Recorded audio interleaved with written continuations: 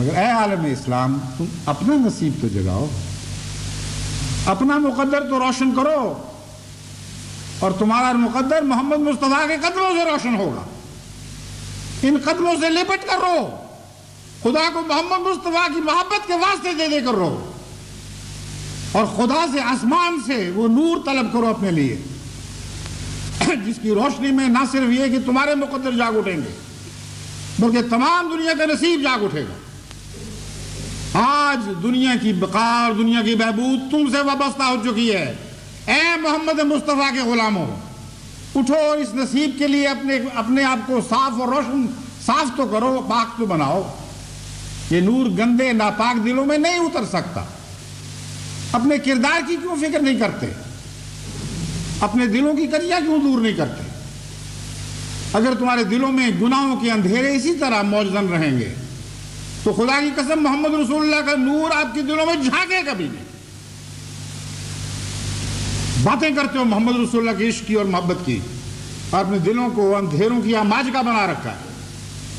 اس لیے دنیا عالم اسلام کی سیاست کو بھی میں پیغام دیتا ہوں کہ اپنی سوچوں کو صاف اور ستھرا کریں، اپنی خود غرضیوں کے خیالات کو دل سے بالکل کلیتاً دھو کر صاف کر ڈالیں، یا اپنے دلوں کو ان گندے خیالات سے دھو کر صاف کر ڈالیں، اور بہبود کی باتیں کریں، انسانیت کی باتیں کریں، محمد رسول اللہ کے دین اور اس کی غیرت کی باتیں کریں۔ اور علماء اسلام کو میں دعوت دیتا ہوں کہ خدا کے واسطے دیکھیں کہ اسلام اعلیٰ اخلاق میں ہے، نہ کہ بد زبانیوں کی۔ تم کب تک بدگوئیاں کرتے رہو گے؟ کب تک تمہارے منہ سے غلاظت کی جھاگ ابل ابل کرو، اچھل اچھل کر فضاؤں کو مقدر کرتی رہے گی؟ محمد مصطفیٰ صلی اللہ علیہ وسلم کی پاکیزہ زبان استعمال کرنی سیکھو، وہ اعلیٰ اقدار اور اخلاق مسلمانوں میں قائم کرو جن کو لازماً جیتنا ہی جیتنا ہے۔ کون ہے جو محمد مصطفیٰ کے اخلاق کو شکست دے؟ کس ماں نے وہ بیٹا پیدا کیا؟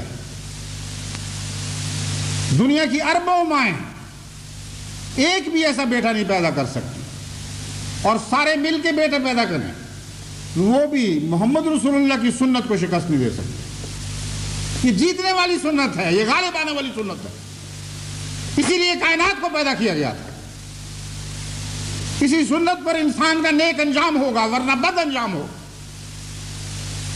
بس میں کھلے الفاظ میں بغیر کسی بات کو چھپائے بڑی بڑی دنیا کی طاقتوں کو بھی نصیحت کرتا ہوں، اور ان کمزور مظلوموں کو بھی نصیحت کرتا ہوں جو آج ظلموں کی چکی میں پیسے جا رہے ہیں۔ اپنے اپنے نفوس کو صاف اور پاک کریں، اپنے دلوں کی حالت بدلیں، حق اور انصاف پر قائم ہوں۔ اسی میں انسان کی بہبود ہے، اسی میں انسانیت کی بقا ہے۔ اگر یہ نہیں تو پھر کچھ بھی باقی نہیں رہے گا۔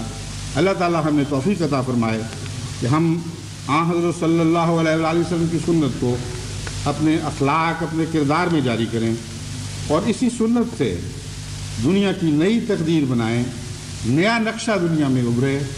ایک خدا ہو، ایک رسول، یعنی ہمارے آقا و مولا محمد رسول اللہ، جن کے جلوہ میں دنیا کے تمام رسول حکومت کریں۔ جب میں کہتا ہوں ایک رسول تو یاد رکھو کسی دنیا کے دوسرے مذہب سے تفریق کی بات نہیں کرتا، میں اسلام کا عرفان رکھتا ہوں جو اللہ تعالیٰ نے مجھے عطا فرمایا ہے۔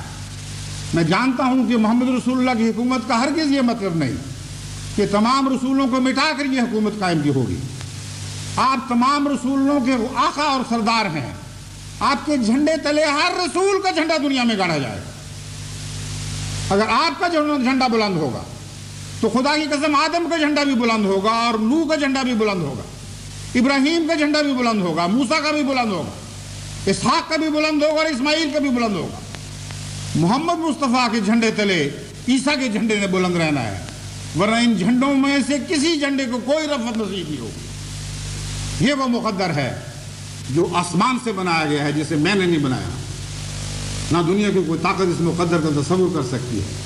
بس ایسی باتیں نہ کیا کرو کہ محمد رسول اللہ کا جھنڈا اور سارے رسول مٹ گئے۔ خدا کی قسم محمد کی زندگی میں سب رسولوں کی زندگی ہے۔